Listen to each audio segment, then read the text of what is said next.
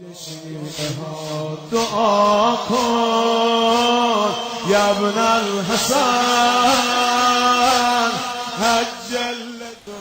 حضرت عقیل کے بھائیوں سے جب پوچھا گیا کہ جب کہا کہ امام نے کہا کہ چلے جائیں، ان کو مجھ سے مسئلہ ہے، آپ سے نہیں ہے، مجھ سے مسئلہ ہے، تو ان کے جملے دیکھیں میں، اللہ اکبر اللہ اکبر، کاش ہمارے بھی یہی جملے ہوں وقت کے امام کے لیے۔ وہ کہتے ہیں مولا ہمیں 70 دفعہ مارا جائے، 70 دفعہ دوبارہ زندہ کیا جائے، مگر ہم پھر بھی آپ کو نہیں چھوڑیں گے۔ خاک ہو ایسی زندگی پر جس میں آپ نہ ہو، یعنی کوئی زندگی ہے کہ انسان امام کو چھوڑ کر چلا جائے، اپنی زندگی گزارے؟ امام کے بغیر زندگی بھی کوئی زندگی ہے؟ یعنی امام نہ ہو زندگی میں، میرا گھر چل رہا ہو، میرا کوئی زندگی ہے؟ یہ جو میں زندگی گزار رہا ہوں یہ زندگی ہے؟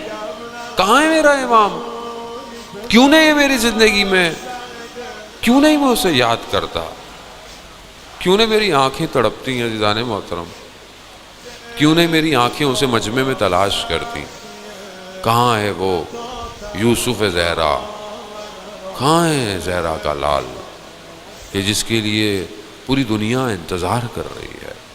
وہ کہ جسے ہر امام نے یاد کیا، کیسا ہوگا وہ کہ جسے امام یاد کر رہے ہیں؟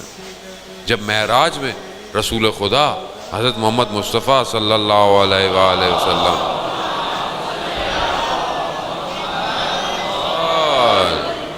جب رسول خدا معراج پر گئے تو حدیث بہت طولانی ہے، بہت سارے واقعات پیش آئے معراج پر۔ تو رسول خدا کو خداوند متعال نے کچھ نور دکھائے عرش پہ، تو رسول خدا نے پوچھا یہ کس کا نور ہے؟ تو ایک ایک کر کے خدا نے کہا کہ یہ آپ کا نور ہے، یہ علی کا نور ہے، یہ فاطمہ کا نور ہے، یہ حسن کا نور ہے، یہ حسین کا نور ہے۔ سارے ایک ایک کر کے نور دکھائے، اور ان سب نوروں کے درمیان میں ایک الگ سے نور تھا۔ کہا یہ کس کا نور ہے؟ کہا یہ اس آخری کا نور ہے جسے ہم بھیجیں گے۔ پروردگار کہتا ہے اے احمد اس سے محبت کرو کیونکہ میں اس سے محبت کرتا ہوں۔ نہ آپ، مجھے نہیں پتا میں یہ بات آپ کو پہنچا پاؤں کہ نہ پہنچا پاؤں، آپ صرف تصور کریں کہ جسے خدا نے اتنے 100 سال سنبھال کر رکھا ہو وہ کیسا ہوگا، وہ کیا ہوگا؟ یعنی کتنی قیمتی چیز ہے خدا کی، جسے خدا زمان اور مکانوں سے گزارتا ہوا ہمارے تک لے آیا ہے۔ کیسا ہوگا؟ اس کا چہرہ کیسا ہوگا؟ اس کا چلنا کیسا ہوگا؟ کب میں اس کو دیکھوں گا عزیزان محترم؟ کب میں اسے زیارت کروں گا؟ سید مہدی بحر العلوم کا واقعہ کہ میں پہلے بھی شاید ابھی رمضان میں پڑھ چکا ہوں، ویڈیو شاید آپ نے دیکھی ہو۔ مرزا کمی کہ جو حرم حضرت معصومہ کے قریب ایک قبرستان ہے، شیخین وہاں پر دفن ہے۔ ان کے بارے میں یہ کہا جاتا ہے کہ ایک دفعہ کم میں قحط پڑا، بارش نہیں آئی، تو لوگوں نے بڑی نمازیں پڑھیں اور بی بی معصومہ سلام اللہ علیہا کے حرم میں دعا کی، بارش آئی۔ تو وہ عالم دین کے خواب میں آئے مرزا کمی، کہا یہ بارش اور یہ سارے معاملات تو تم میرے پاس آ جاتے، بی بی معصومہ سلام اللہ علیہا تو 2 عالم کی شفاعت کے لیے ہیں، یعنی اس مقام وہ مرزا عباس کمی کے لیے علامہ طباطبائی نے بھی اس کو بیان کیا ہے، اور علماء بھی بیان کرتے ہیں کہ نجف زیارت پر گئے، عراق کی زیارتوں پر گئے، تو وہاں پر سید مہدی بحر العلوم سے ملاقات ہوئی، رش تھا، لوگ بیٹھے ہوئے تھے، تو انہوں نے کہا کہ اس طرح سوال پوچھا کہ جب کچھ لوگ چلے گئے تو کہا کہ ہم ساتھ پڑھتے تھے، میں بھی آپ کے ساتھ پڑھتا تھا، البتہ مرزا قمی کے بھی مقامات ہیں، لیکن کہتے ہیں کہ سید آخر کیا چیز ہے کہ جس کی وجہ سے آپ ان مقامات تک پہنچ گئے؟ آپ کا جو مقام ہے، آپ کا جو مرتبہ ہے، آپ کی جو معنویت ہے، آخر کیا چیز ہے؟ کس چیز نے آپ کو یہ سب عطا کیا؟ تو سید مہدی بہرالعلوم بتاتے ہیں کہ میں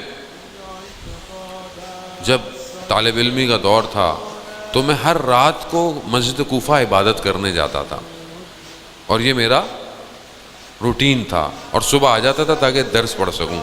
تو اسی طرح میں رات کو نکلا مسجد کوفہ جانے کے لیے، تو رستے میں میرا دل چاہا کہ میں مسجد سیلا چلا جاؤں۔ مسجد سیلا اور مسجد کوفہ میں فاصلہ ہے، جو لوگ گئے ہیں انہیں پتہ ہے کہ کتنا فاصلہ ہے۔ کہا کہ کیونکہ اگر آپ حرم مولا متقیان سے جائیں تو پہلے مسجد سیلا آئے گی اگر آپ پیدل جا رہے ہیں۔ تو کہا میرا دل کھنچا کہ میں مسجد سیلا کی طرف چلوں، لیکن میں نے کہا نہیں، میں روز وہیں جاتا ہوں۔ کہتا میں اور آگے بڑھا تو دیکھا کہ ایک دم خاک کا طوفان آیا ہے اور اس نے خود ہی مجھے موڑ دیا۔ تو میں مسجد سیلا جیسے ہی دیکھا تو وہاں مقام صاحب الزمان پر کوئی شخص بیٹھا ہوا بڑی دل نشین آواز میں کوئی دعا پڑھ رہا ہے۔